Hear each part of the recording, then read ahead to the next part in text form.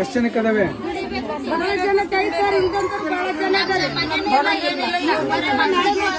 ತಾಯಿ ನಿನ್ನ ಹೆಸರೇನು? ರೇಷ್ಮಾ. ನೋಡಮ್ಮ, ಸುಮಾರು 25-30 ವರ್ಷದಿಂದ ನೀವು ಯಾರು ಅಲ್ಪಸಂಖ್ಯಾತ ಬಂಧುಗಳಿದ್ದೀರೋ ನೀವೆಲ್ಲ ಕಾಂಗ್ರೆಸ್ ಸಪೋರ್ಟ್ ಮಾಡ್ಕೊಂಡು ಬಂದಿರಿ, ಹೌದಾ? ಆದ್ರೂ ಒಂದು ಮನೆ ಕೊಡೋಕ್ಕಾಗಿಲ್ಲ ನಿಮಗೆ, ಹೌದು ತಾನೆ? ಬಿಜೆಪಿ ಹಾಕಿದ್ರೆ ಅಟ್ಲೀಸ್ಟ್ ಬದಲಾವಣೆ ಬರ್ತೈತೆ.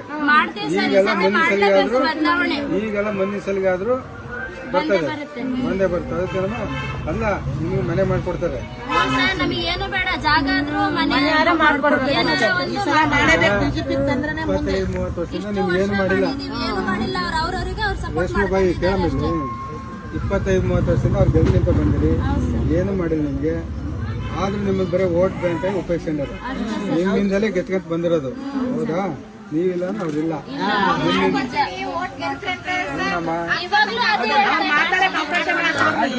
ನಾನು ಹೋದ್ಮೇಲೆ ನಿಮ್ಮ ಮನೆಗೆಲ್ಲ ಅಕ್ಕಪಕ್ಕ ಎಲ್ಲ ಚರ್ಚೆ ಮಾಡಮ್ಮ, ಗೊತ್ತಾಯ್ತಮ್ಮ? ನಿಮ್ ಸ್ನೇಹಿತರ ಹತ್ರ, ಸಂಬಂಧಿಕರ ಹತ್ರ ಇದುವರೆಗೂ ಬಂದಾರ? ಒಂದ್ಸಲ ಗೆದ್ದ ಮೇಲೆ ಅವ್ರು ಬರೋದಿಲ್ಲ. ಒಂದ್ಸಲ ಗೆದ್ದ ಮೇಲೆ ಅವ್ರ ಆಸ್ತಿ ಉಳಿಸ್ಕೊಳಕ್ ನೋಡ್ತಾರೆ, ಡಬಲ್ ಮಾಡ್ಕೊಂತಾರೆ. ನಿಮ್ ಮನೇನೂ ಇಲ್ಲ, ಸೈಟು ಇಲ್ಲ. ಈ ಸಲನಾದ್ರೂ ಅಟ್ಲೀಸ್ಟ್ ನೀವು ಬದಲಾವಣೆ ಆಗ್ರಿ. ಬದಲಾವಣೆ ಆಗಿ ಬಿಜೆಪಿ ಕಡೆ, ಬಿಜೆಪಿ ಬಂದು ನಿಮ್ಗೆ ತೊಂದರೆ ಕೊಟ್ಟೈತ? ತೊಂದರೆ ಕೊಟ್ಟೈತ ಬಿಜೆಪಿ ಅನ್ನೋದು? 15 ವರ್ಷದಿಂದ ಮೋದಿ ಪ್ರಧಾನಿ ಆದ್ರೆ ಏನಾರು ಮಾಡಿದಾರ? ನಿಮ್ಗೆ ಹೆಚ್ಚಿನ ಸೌಕರ್ಯ ಸಿಕ್ಕವೇ ಇಲ್ಲ, ಗ್ಯಾಸ್ ಸಿಕ್ಕವೇ ಇಲ್ಲ, ಮನೆ ಶೌಚಾಲಯ ಸಿಗ್ತಾ ಇಲ್ಲ, ಈ ರೋಡ್ಗಳು ಆದ್ವಿಲ್ಲ, ಸ್ವಚ್ಛತಾ ಅಭಿಯಾನದಾಗ ಇದ್ರಾಗ ಆದ್ವಿಲ್ಲ. ಎಲ್ಲ ಸ್ಕೀಮ್ಗಳು ಯಾವುದೇ ಇದ್ರು ನೀವೇ ಜಾಸ್ತಿ ಉಪಯೋಗಿಸ್ತಿರೋದು. ಆದ್ರೂ ಕೂಡ ಎಲ್ಲ ಒಂದ್ ಕಡೆ ನಿಮಗೆ ಬಿಜೆಪಿ ಬಂದ್ರೆ ಹಂಗೆ ಹಿಂಗೆ ಅಂತ ಎದುರಿಸ್ಬಿಟ್ಟಾರೆ. ಆ ಥರದ್ದು ಏನೂ ಆಗಲ್ಲ. ಬಿಜೆಪಿ ಬಂದ್ರೆ ಎಲ್ಲರಿಗೂ ಸಹಕಾರ ಸೌಲಭ್ಯ ಸಿಗೋದು, ಆಮೇಲೆ ಸೇಫ್ಟಿ ದೇಶಕ್ಕೆ, ಹೌದು ತಾನೆ? ಈಗ ಎಲ್ಲ ದೇಶಗಳಿಗೆ ಯುದ್ಧ ನಡೀತೈತಿ, ಇಲ್ಲಿ ಏನಾರು ಆಗತ್ತಾ? ಏನಾಗಿಲ್ಲ.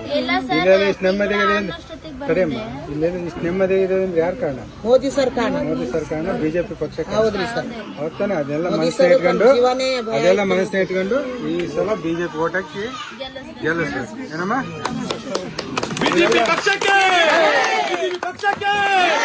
ಇನ್ನೊಂದು, ಅವ್ರ ಹತ್ರ ಬೇಕಾದಷ್ಟು ಅಡ್ಬಿಟ್ಟು ದುಡ್ಡು ಐತೆ, ಆ ದುಡ್ಡು